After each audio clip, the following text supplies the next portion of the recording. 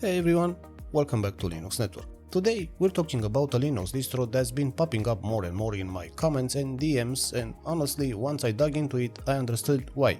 It's called Orion, and if you're new here, new to Linux in general, don't worry, I'm going to explain everything in plain English, no jargon, no assuming you already know what a package manager is or why anyone will care about something called a kernel. We're starting from zero. So get comfortable and let's talk about Orion. Let's start with the basics. Orion is a desktop and a laptop operating system. That means it's an alternative to Windows or Mac OS, something you install on your computer that lets you browse the internet, write documents, play games, and do basically everything else you'd normally do on a PC. But here is the twist. Orion is built on top of something called AlmaLinux, which is what's known as an enterprise Linux system. Think of enterprise Linux as the stuff big companies and banks and hospitals run on their servers because it's incredibly stable and reliable. The problem is, that kind of system was never really designed with everyday home users in mind. It's built for people managing racks of servers, not for someone who just wants to check their mail and watch YouTube or play a game. That's exactly the gap Orion is trying to fill.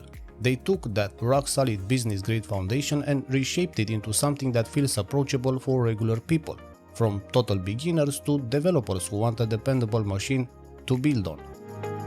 One of the biggest fears people have when they hear switch to Linux is having to relearn how to use a computer from scratch. And look, I get it, some distros really do throw you into the deep end with a totally foreign layout. Orion takes a different approach. The desktop environment is designed to feel familiar right out of the box, so you're not spending your first week just figuring out where the settings menu is. The idea is that you should be able to sit down, open your apps, manage your files and get on with your day without a learning curve standing in your way. That matters more than people realize. A lot of folks try Linux, get frustrated by an unfamiliar workflow within the first 10 minutes and give up completely. Orion is clearly trying to remove that barrier, so more people actually stick around long enough to see why Linux is worth using in the first place. Here is something I really appreciate about how Orion talks about itself, and it's something a lot of distros honestly overlook: language support. Orion natively supports a wide range of languages, and the team behind it is actively working on expanding translated documentation and community resources. The goal, in their own words, is that no region should be treated as a secondary audience. Whether you're installing Orion on your home PC or rolling out across a business, you should be able to do that in your own language with documentation that actually makes sense to you. And it's not just about slapping a translated menu on top of the OS. They're talking about building actual infrastructure so contributors from all over the world can get involved, so the project grows with its global community, not just gets translated for them after the fact. That's a meaningful difference, and it's the kind of long-term thinking that separates a serious project from a weekend hobby distro. Alright, let's talk about privacy, because this is a big one for a lot of you watching. Orion is built around the idea that your data belongs to you, full stop. There is no snaky background telemetry, no forced cloud tracking, none of that behavior where your OS is quietly phoning home with details about what you're doing on your own computer. And because the system is transparent, every connection your machine makes and every background task running is something you can actually check and verify. Nothing is hidden behind closed doors. For anyone who's ever felt uneasy about how much data modern operating systems collect without asking, this is exactly the kind of setup you want. Quick pause here: if you're finding this useful, do me a favor and hit subscribe and tap that bell icon so you don't miss the next video. I cover distro breakdowns, Linux news and gaming on Linux every week, and it helps the channel grow when you subscribe. And thank you to all of the channel members, seriously. The support you give this channel is what lets me keep making these deep dives into distros, Linux news and everything else I cover here. It does not go unnoticed, and I appreciate every single one of you. And if you're not a member yet and you want to support the channel while getting a few perks along the way, there is a join button right under the video. No pressure at all, just wanted you to know it's there and that it genuinely helps. Okay, back to the video.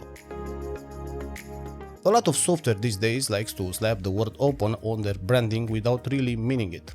Orion seems to be taking the opposite approach, and I want to walk you through exactly what that looks like in practice. The code behind Orion is public. That means anyone can go look at it, download it, fork it into their own project or contribute changes back. There is no black box here. You can see exactly what's running on your machine if you want to. When the Orion team makes improvements, they send those changes back to the original project they're built on, whenever they can. This is a big deal in the open source world. It means Orion isn't just taking from the community and keeping the improvements to itself, it's putting effort back into the ecosystem it came from. This one's honestly underrated. A lot of distros are vague about how long a version will actually be supported, which leaves users guessing about when they'll need to upgrade. Orion publishes exactly when support for each release ends, right in their documentation, so you always know where you stand instead of finding out the hard way that your system stopped getting updates. The direction of the project isn't decided in some closed boardroom. Feedback and contributions from actual users and contributors help shape what gets worked on next. If you use Orion and have options about where it should go, there is an actual pathway for that to matter. Combining all of this, the public code, the upstream contributions, the published timelines, you get a project that isn't hiding anything from the people using it. You know what you're running, you know who's behind it, and you know how long you can rely on it. So who should be paying attention to this? Honestly, it's a wider net than you might expect.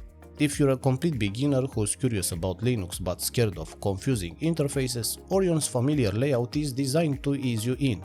If you're someone who cares deeply about privacy and doesn't want an OS quietly collecting your data, Orion's whole philosophy is built around avoiding exactly that. And if you're a developer or a small business looking for something enterprise-grade but without the overhead of managing a full server-oriented system, Orion is aiming to sit right in that sweet spot. It's a rare combination trying to serve the home user and the enterprise user at the same time, but that's the bet Orion is making. Look, I'm not going to sit here and tell you Orion is going to replace whatever you're using tomorrow. Every distro has trade-offs, and part of the fun of this hobby is trying things out for yourself and seeing what clicks. But if privacy, transparency, and long-term reliability are things you care about, and if you want an operating system that treats you like a person instead of a data point, Orion is absolutely worth putting on a USB stick and testing out for an afternoon. So that's going to do it for this one. If you learned something new from this video, drop a like and leave a comment. Thank you for watching, and I'll see you in the next one.